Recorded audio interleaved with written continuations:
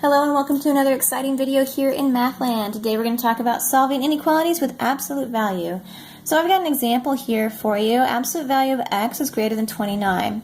Okay, so specifically with absolute value and inequalities, we either have one continuous equation or two different equations set up here. And to help me remember, I think of this sign right here, this inequality.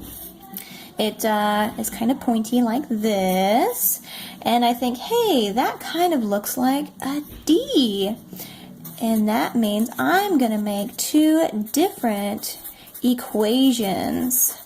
Okay, so think of your greater than symbol as part of the D to make different equations. So having said that, I'm going to drop the absolute value and set up two equations with x and 29 and put the absolute value, put the inequalities with them. So I'm going to keep everything the same for one of the equations. So I've got x is greater than 29. Now for my second equation, because I need two different equations, I'm going to keep my x where it is, but I'm going to move the 29 over here. So I'm going to keep that inequality right here, and I'm just going to shift it over a bit. So my x is going to stay right here. So I've got x, and then I'm going to move this over, keeping it the same greater than symbol right here, and then the negative version of that number goes over here. So we shift it to a negative over here.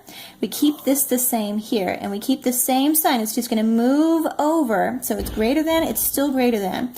So I'm just kind of splitting it in half. If I put a negative 29 over here and move this over there, I'm splitting those two equations. So this one is without the absolute value, straight down. This one, we're going to move the negative 29 over and keep the same sign for x. Now I'm going to solve them, or they're already solved. So let's go ahead and put them on a number line here. So I've got negative 29 is my lower limit and positive 29 is my upper limit. Now I just need to fit in them zeros somewhere in here.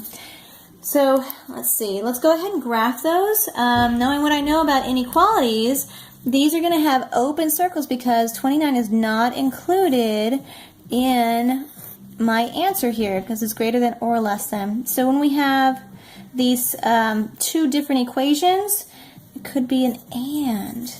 So it's either and or well, it should be or maybe. Let's try it to an or. Okay, not and, because it can't be in between. So x is two separate ones, so that means we're going to shade to the left of negative 29 because x is smaller than negative 29. Smaller, so everything to the left of that, or, not and, everything to the right of positive 29 because it says that x is greater than 29. So, to wrap up here, we've got a greater than symbol. We're going to have two different equations because look, oh, here is my greater than sign right there. And when we have two different equations, we have an or situation here. We have one or the other set up there. Now let's move on to something. I'm going to have similar situation here. Let's go ahead and do this. Okay, so we have, let's see, absolute value of x is less than, we'll say, 13. Okay, now this is different because we have a less than symbol here. We had greater than symbol here, two different equations. Less than right there. That kind of looks like maybe a C.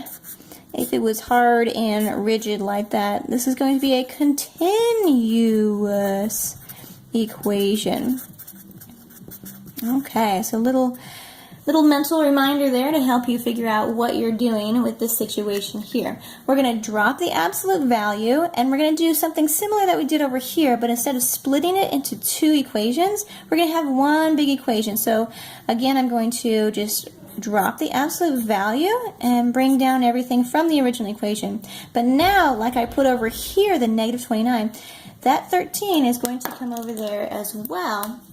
So I'm going to bring this guy over here, negative 13 on the left side, and keep the same sign, just like we did over here. We're going to keep the same sign. So now it's x is in between these two numbers. So when we are to graph that like this, I've got negative 13, I've got a 0, and then a positive 13. So I'll have open circles here. I have my limits, and then x is between them, so I'm going to shade in between these two numbers, okay? So just think less than, I'm going to have a continuous equation because it kind of looks like a C. With greater than, I'm going to have two different equations. Now, keep in mind, this is only for absolute value. You're not doing anything or switching anything with regular inequalities, just with absolute value. So an OR statement is with different ones. An AND statement is a continuous because x is in between this, and that's it. Enjoy.